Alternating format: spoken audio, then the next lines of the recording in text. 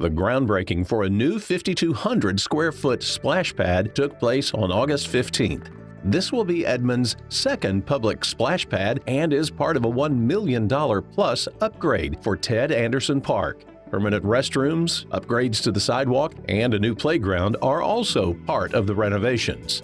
The park will be closed during the construction and is anticipated to reopen by early summer of 2024. The project is funded through the voter-approved 2017 Capital Improvement half-cent sales tax.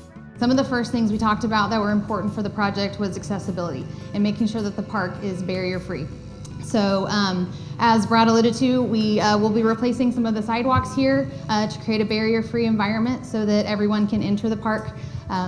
Also, with the splash pad itself, it's very important that is able to be accessed by children of all ages and abilities.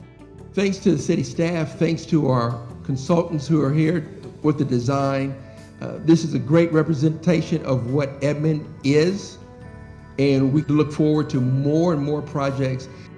Ted Anderson Park is located at 2405 South Rankin Street. Stay informed on this City of Edmond construction project by visiting edmondok.gov/projects.